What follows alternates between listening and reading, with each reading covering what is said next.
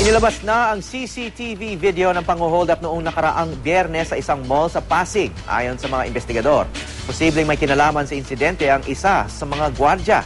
Kahina-hinala raw ang kilos nito bago nangyari ang hold-upan. May news to go si Salima Refran.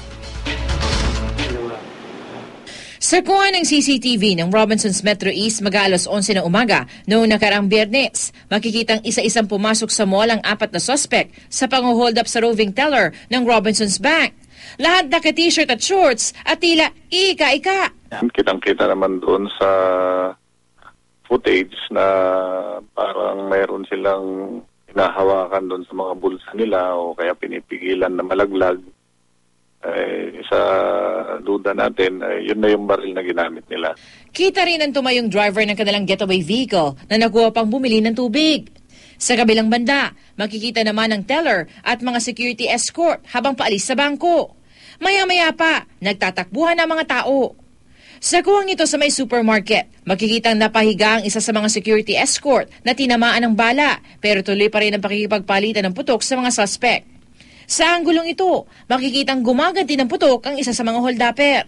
Pero mabilis na nakalabas sa mga suspect sa supermarket exit. Ang mga security personnel agad na tinulungan ng mga sugatan. Hindi pa malinaw kung paano nakapagpasok ng baril ang mga suspect, pero tinitignan na raw ang posibilidad na may kinalaman ang isa sa mga gwardya.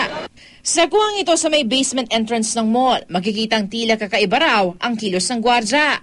Bigla na lang itong nilakihan ng pagkakabukas ng pintuan ng mall bago pa ang holdapan. Mga actions niya ay hindi angkop doon sa tungkulin na dapat niyang gampanan. Less than a minute, pinul open niya yung pintuan. And that's the time na nagtatakbuhan na yung mga tao hanggang makita natin sa footage na lumabas na rin yung 4 na mga suspects natin.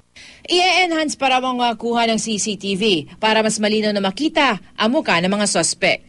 Salima Refran, GMA News.